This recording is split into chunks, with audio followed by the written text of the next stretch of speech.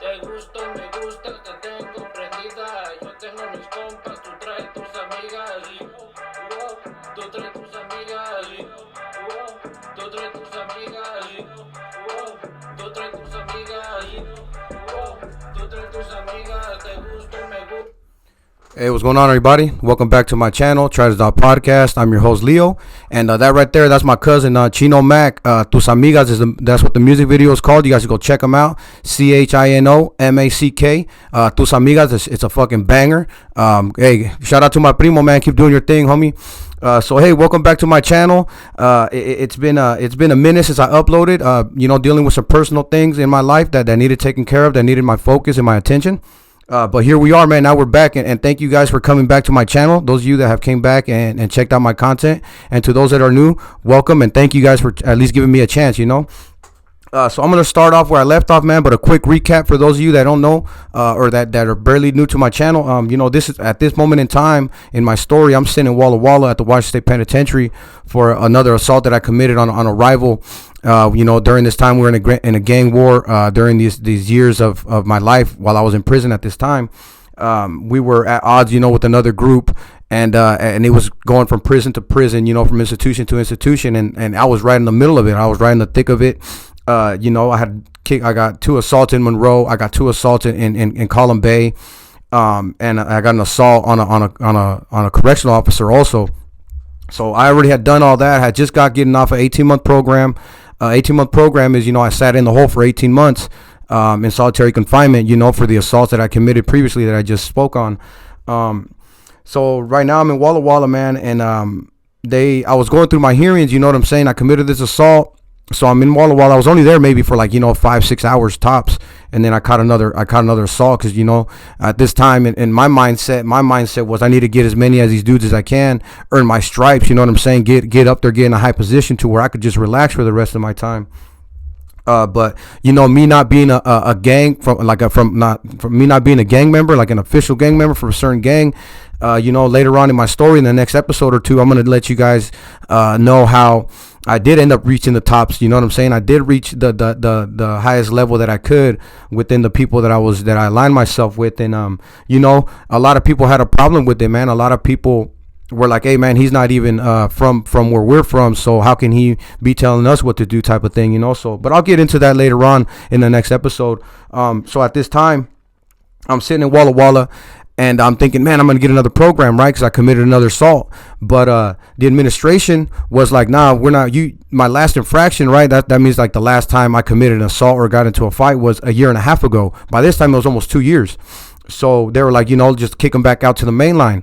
So I went back out to mainline, which is population with, in Walla Walla. I didn't go to the duck tier no more. I went straight to 6 wing.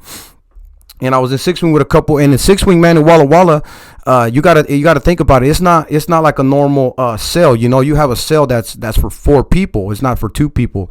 So it's you and 3 other guys. You know what I'm saying? There's 2 bunks on this side, 2 bunks on this side. The toilet's in the middle. You know what I'm saying? And that's just the setup. That's how it is. So I was there with some pretty cool cats. I was maybe on mainline there, I want to say a good 4 to 5 months, man. I can't really remember exactly how long I was there, but I know during this time when I was there at this main line, there were Walla Walla. The administration was given Walla Walla permission to build 4 new units due to the gang warfare that was going on at the time. They're like, man, we got to build some new units because we need to start separating these guys. Let them have their excuse me. Let me take that back, because the administration mindset at the time was, hey, we're gonna build new units, and we're gonna put you guys over there, or you guys are gonna go in there together, and you know what I'm saying, you guys are gonna try to live together, program together. But us that were living in the prison lifestyle, man, that were living that gang lifestyle, we knew what time it was. We knew that, hey man, we don't care. As soon as one of these guys tries to touch down on the yard or tries to touch down in one of these units, we got to get at them. You know what I'm saying? We got to let it be known that it's not gonna go like that. There is no peace at this time. So I'm sitting there, and the way they were doing it, man, when they opened up these new units, they were sending, like I said, I was in 6 wing, and then the other unit that's in Walla Walla is called 8 wing. And so, the politics is, it's a lot deeper, the politics there in Walla Walla. That's like headquarters, like I said in previous videos, for the certain gang members that I align myself with. So I'm on mainline, I'm programming, man. I'm fully entrenched in this lifestyle. You know what I'm saying? I'm still, you start to harden yourself while you're doing this time. You start to you don't really value human life, like you used to. You know what I'm saying? Especially me, since I started doing time at a really early age, and I mean hard time. So I started understanding, like, man, the more I let go of those emotions that make me human, the more I'm going to succeed in this lifestyle, and at the time, that's what I was thinking. Like, man, I don't care about getting back out. You know what I'm saying? I was already, I was willing to throw my life away, man, for people that at the end of the day, they didn't give one fuck about me, excuse me for my language, man, but that's what it is, and I would be a liar if I didn't show certain anger or frustration, mainly towards myself, because I made those choices, but also, mainly for allowing myself to be used like that, But anyways, let's get back to the story, man. That's for another episode. So I'm sitting there in Walla Walla, like I said, programming. They're building these new units. There's 4 units. Let's see. I was in D&E. There was D&E, the first 2 units that opened up, and then G and F, I believe. And D&E now, I believe, like later on after I got out, those 2 units, they turned them into like the opposition side. You know what I'm saying? Like they got 2 units, and then the people that I was aligned with got 2 units. But what a lot of people don't know is that I believe these units opened up in 2008, right? The way they opened up these new units, they were taking people from sixth wing, which was the unit I was in. They were taking people from that unit and taking them to the West Complex. That's what it's called. The new units, the new prison, it's called the West Complex. So they were sending, I was one of the first 50 people over there, one of the very first 50 people that stepped foot in those brand new units in that compound. And like I said, man, let me repeat this. I don't glorify this lifestyle, right? This is not something that I'm talking about so people could be like, oh man, that's badass. I was so lost at the time that I did think it was badass. But later on, when I talk about, when I keep going on this journey, you're going to see what it cost me. But anyways, so I was one of the first 50 people over there, and a lot of homies, my name was already ringing bells throughout the prison system because all the work that I've been putting in, all the stripes that I've been earning. And especially, like, I've had a good rapport with a lot of the older homies that were like, they took a liking to me because when I was in the hole, man, I would just read, I would read, and they understood that I wasn't only just violent, I was smart, you know what I'm saying? And I had a certain type of leadership. And a lot of guys, man, whether they admit it or not, they had a lot of like, I wouldn't call it jealousy, man, but they didn't like the fact that somebody like myself that wasn't like a full-blown gang member, I just aligned myself with them. They didn't like the fact that their own older homies were taking me under their wing and trying to school me, but anyways, man, so I'm sitting there and I'm sitting in 6, and I know I'm going to those new units, and so they call my name to the office, and they tell me like, hey man, you're gonna be going to this new unit, pack your stuff, you guys are gonna leave, like I don't know what day it was, like on a Wednesday. I got this right here. This is my paperwork, right? This is the incidents that I'm talking about right now, and that happened to me in real life that I was involved in, and then what I'm speaking on, this specific incident is right here, and it happened in 4/2/08. You know what I'm saying? And that's when I committed this assault that I'm talking about in the West Complex. And like I said, now the units are separated by 2. So they got two units, for one group, and 2 units for another group. When I was going through prison, man, it wasn't like that. You know what I'm saying? They were putting us all together like, hey, you guys are going to have at it. That's just what it was. The administration got tired of separating us, and they're like, nah, you guys want to go knock each other's heads off, go right ahead. But we weren't going to tell them who's going to come to this prison or not. They were going to tell us. That was their mindset at the time. So I had a celly, man, that I got really close to. I won't speak his name because I don't know if he would want me to say his name. But I had a celly that I was really close to, and he knew that I had done all this time in the hole. And he's like, man, you've been out the hole now. Like, it was an accomplishment for me not to be in the hole after like 3 months. So like after 3 months, the homies were like, hey man, you've been out the hole for a while now, homie. Like, keep it up. But once we got to these new units, we had heard already, word had gone down that they were gonna try to integrate us, try to put us all together, like us and the people we were at odds with. And so we had to be on point at all times, right? So they ended up calling my name. Boom, I go pack my stuff. We walk from 6th wing, we walk to the West Complex, you know what I'm saying? And we go over there. I go with my celly. My celly is one of the ones that goes with me too, right? They ended up putting him on the top tier, you know, because in this new facility, in this new compound, there's quite a bit of cells on the top tier and on the bottom tier. You know what I'm saying? I can't remember exactly how many, but there's quite a bit. They put them up on top. They put me down on the bottom, and I was like, hey, homie, you know, if anything happens, you know what time it is. You know, it's go time. Like, there's no, hey, we gotta wait for homies to show up. Like, nah, man. And these new units, they had two sides. You got an A side and a B side. You know what I'm saying? So, and I went to A side and D unit. And on B side was some homies that I knew that I had known from the hole and stuff. You know what I'm saying? So I ended up going over there to the West Complex, like I said, to D unit, and so I'm sitting there, man, and maybe like I don't know how long it was. I think it was like a week or two, you know, that went by, enough to where I was like getting a little bit comfortable. Like, all right, man, maybe they weren't gonna send these dudes onto the main line, so maybe I won't have to go back to the hole. But sure enough, man, one day right before we go to yard. Right before we go to yard, we're at the door, you know, because we're all waiting for yard, man. Like, that's how it is. We're at the door. We're all trying to run out there and get the, you know, get to the phones or to the bars or to the weights. You know what I'm saying? And so I'm in my cell. Like I said, I'm on the bottom tier. I'm at the door, right? There's a little window. I'm at the door, and I see that they got this guy that's he's surrounded by like 4 or 5 guards. You know what I'm saying? Maybe it was like 6 guards, man. They were surrounding him, and I was like, oh man, this doesn't look right. And I'm like, I got up to I jumped up on my toilet, because you know, you could speak through the vents in the cells, and my homie was right above me. So I go up to the vent. I'm like, hey man, did you see what I'm seeing? He's like, yeah, it's got to be one of them dudes. I was like, yup. You know, I was like, hey man, you already know what time it is, homie. Like, I'm gonna go. Like, if they put him down here with me, like on my tier, I might have to get at him, you know. And the homie, he has so much love for me. He's like, nah, homie, just don't even do nothing. Way you've already done so much. Just stay out the hole, man. Visit your family, you know. And he's like, I got it. Just let them call my tier. And I told him, I'm like, hey, look, homie, to be honest with you, I'm not gonna let this dude cross my path. You know, that I'm not playing by them rules, man. I'm not gonna wait for somebody else to do this dirt when I could do it myself. And so he's like, all right. So, you know, I sent my LNRs like, hey, I'll see you on the next trip. You know what I'm saying? Because I knew I was gonna go to the hole for a long time on this one. So sure enough, they escorted him right down there, you know, to the bottom tier, to a cell down to the left of me.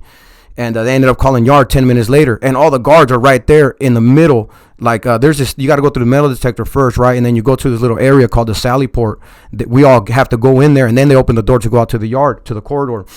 Well, they call yard, and I'm standing in my door, because I'm like, hey man, as soon as this dude comes out the cell, I'm gonna run over there and I'm gonna start giving it to him, right? But this dude was smart. He's like, hey man, I'm not gonna go out there. He sat on his door, so he's seen everybody come out their cell, so he knew, hey man, he knew which one to target. Well, I waited for him, he waited for me, so I ended up going, right? I was like, fuck it, I went, and then he came. But as soon as we got into that Sally Port, there was like 6 guards in there. And they got to they knew, like, right away, they knew like something's gonna go down, because, you know, I was already on paper as that I was a suspect, a gang member, and he probably was too.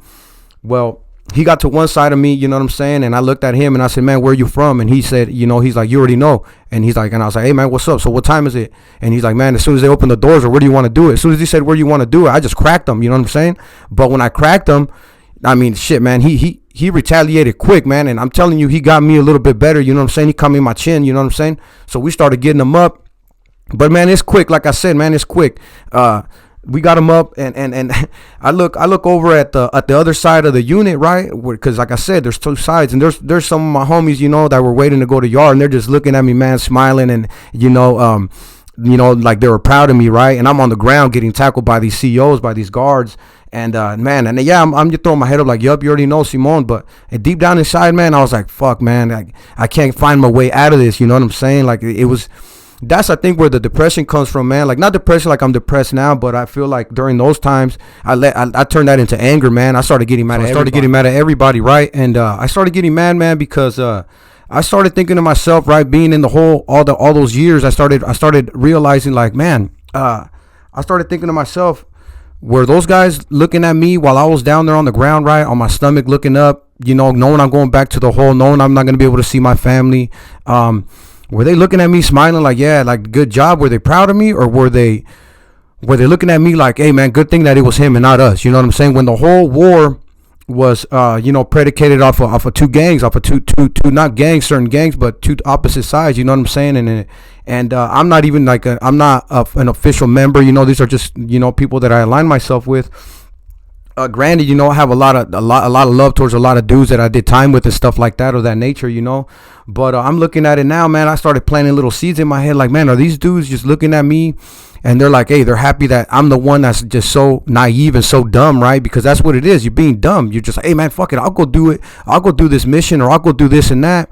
But I started rising up in the stock. You know what I'm saying? And after this assault that I committed, I feel like that's when I really skyrocketed in terms of being my name was ringing bells. Now I was really respected by the people that I was with, even by some of the opposition, man, and people of different races. White people, black people. You know what I'm saying? Samoans, natives. I fucked with everybody, man. And once it's like I said, it's a small prison system, so your name starts. Hey, man, well, D-boy this, D-boy that. And so that's what I started. Well, that's what I inspired for. You know what I'm saying, during that time.